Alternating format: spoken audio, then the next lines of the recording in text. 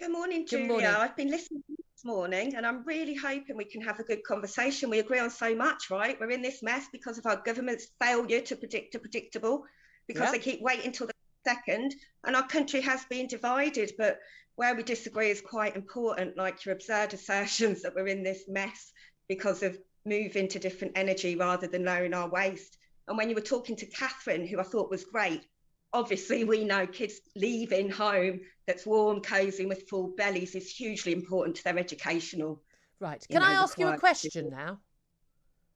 Yes, of course, that's why Lovely. I'm here. Let's try the traditional interview technique. What did your Insulate Britain members mean by talking about unleashing hell on British drivers? Well, I wasn't in that training session. Our David, I'm sure we couldn't have even said that with the straight face. It was a training session, we're all really traumatized by what we're doing. None of us like sitting on the roads. And we're trying to get the truth out to people about the mess that we're in and battling with media like this. So I'm sure it was a slip of the tongue. A But slip of how is going a slip of the tongue. You say we're all traumatized. It was this was, you say, a training meeting, but I mean I've never been to training meetings where we talked about unleashing hell on other people because the government doesn't do what we've told them to do. Well, have you ever been to a meeting where you're recognising that the government is unleashing hell with its failure to predict the predictable and prepare, right? Have you ever been to a meeting where you're testing? Hang on, let Tracy. me finish. Your Tracy. friends. Tracy, I feel very strongly about a lot of issues, lockdown, vaccine passports, but the idea that I would talk about, even as a slip of the tongue, unleashing hell on other people who have nothing to do with any of those policies, I would find utterly bizarre. That's the thing. If you want to, you've got a battle you want to take to the government, that's a battle you should take to the government. But why on earth do you have to involve innocent motorists going about their daily business, trying to get their kids to school, visit relatives, run their businesses, put food on the table, pay their rent and their mortgages? Oh, you're so very good at this misdirection. Those people we're disturbing are affected by government policy. Those people we're sadly disrupting are the ones who are more likely to fall into fuel poverty. They're the ones that don't quite understand the mess we're in and the Oh, need to know are they a bit stupid? Is that what you think? The No. drivers are all a bit stupid. They're not clever like you. Look, I think we can all agree it was really difficult to hear Boris Johnson at the UN telling everyone they had to grow up. Well, he talked about romper rooms, the Muppets, and treating the planet that like his own personal toy. But it must have been really difficult for you, Julia, to hear him admit that he'd been part of climate denial, apologise for it, and say that, emotionally we have to connect. I'm wondering how that was for you, because you're still clinging to this, aren't you? It's not real. Whatever Boris Johnson says or does has no bearing on anything I think or do at all, I'm afraid. We are separate human beings. I think that net zero is an absurd, insane and immoral and mad target. Yes. I think you tackle climate change with technological innovation, and you don't do it by immiserating millions of people, both here in Britain and impoverishing the third world. So yes, we're going to disagree on our tactics here. We're talking about asking anybody to change their lifestyles, yes, right? We are. We're talking about we are. people. We are talking in Insulate Britain about making people's lives better, about How making are you making people's lives better? By leaving them on the motorway for hours on end? Let me finish, Right? Let me finish. We are talking about getting people out of fuel poverty. 8,000 of us are going to die this winter from living in unsuitable housing. Now, if the government had got on with that 2 decades ago, we wouldn't be wasting so much energy. So we wouldn't be in this energy crisis now, would we? What we waste from our homes. Yes, we would. Yes, we would be in the same energy crisis right now, Tracy. What we waste in our homes. Yes, I'm all for insulating more homes. But given that a large number of the members of your organisation themselves don't have insulated homes, you can kind of identify the problem. It costs a lot of money. It involves a lot of building work, a lot of damage. A lot of people don't want it done. 8,500 people don't die because their homes aren't insulated. They die because they can't afford to heat their homes, and because their bills going up, because we don't have reliable, cheap, affordable and secure energy. And that's got, frankly, sod all to do with whether someone's got insulation in their walls. Oh, Julie, that's absurd. And earlier, you really upset me, actually. You said people are dying from the cold and because they haven't got meat on their bones. You're right. That's because people are in malnutrition, right? People are choosing between heating and eating. Now, I'm glad you brought up money, because the reality is our government can currently borrow money at its cheapest interest rates in its history.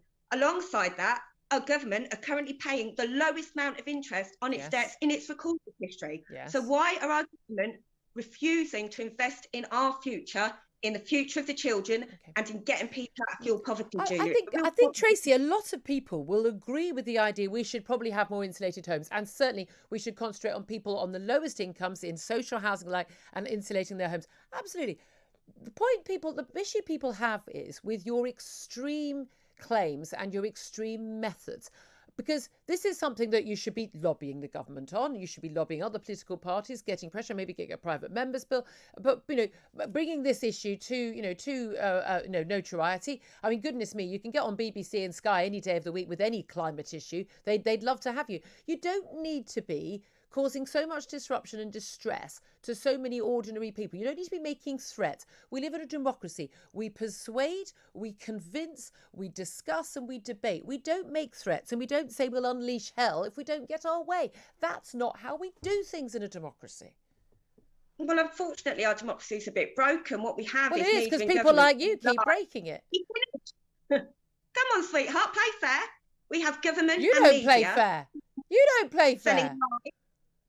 Lies, misdirection, and as a mum, the only way I get to talk to my people and break the deadlock that the media and government have on the truth is by creating disruption. Are you a conspiracy theorist claiming that the media and the government aren't talking about issues like climate change? Where have you been the last 10 years? It's all they talk about.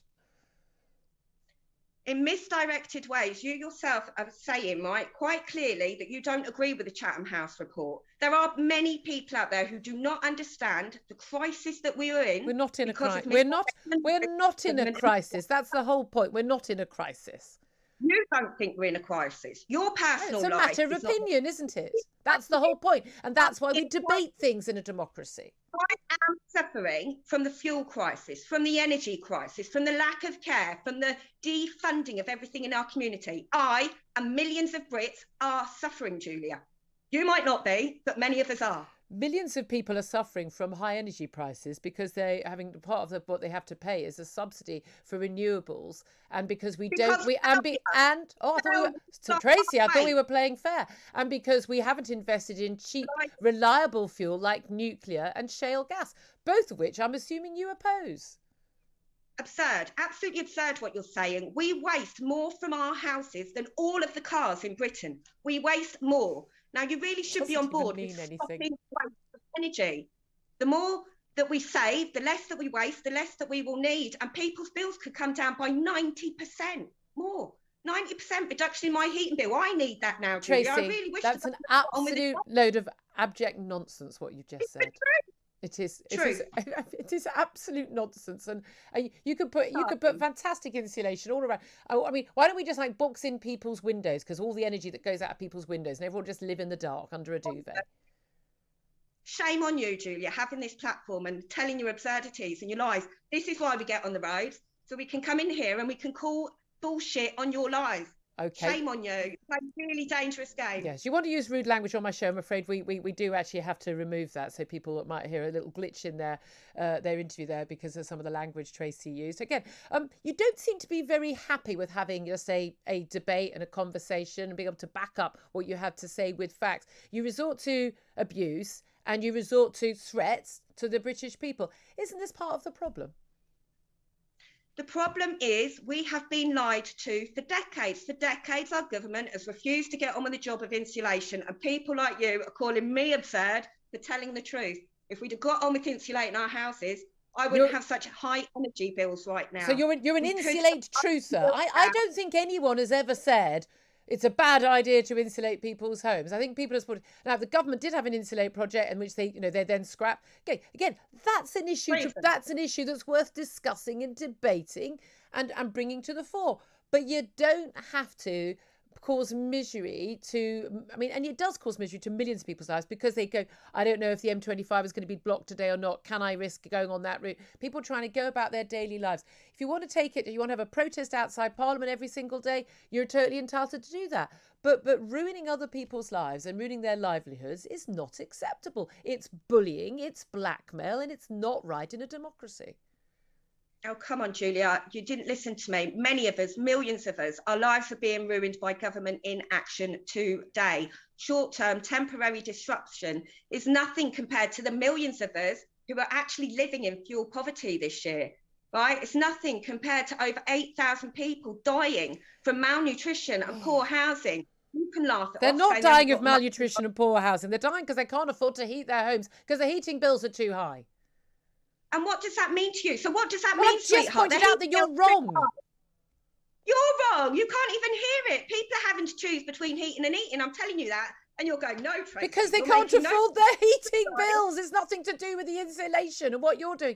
Tracey, this is the basic problem. You think everyone who doesn't agree with you is a malign, malignant, horrible force. You can't have a grown-up debate in a democracy if you're going to assume that everyone else is telling lies all the time. You're so not logical. I hope you'll listen to this back and realise how ridiculous you sound, Julia. Okay. People are in trouble. You're saying we're in trouble because we can't afford to pay our heating bills, but that's got nothing to do with the fact if our insulation had been done, our heating bills would lower. Because our heating bills are high, we can't afford to eat. Can you not see how that all fits together? You're being very... Well, I find it interesting. If everyone's so concerned about it, why is it that virtually everyone we found from Insulate Britain who's got their own home has not insulated it? I'm sure if you watch this back, you will see similar issues.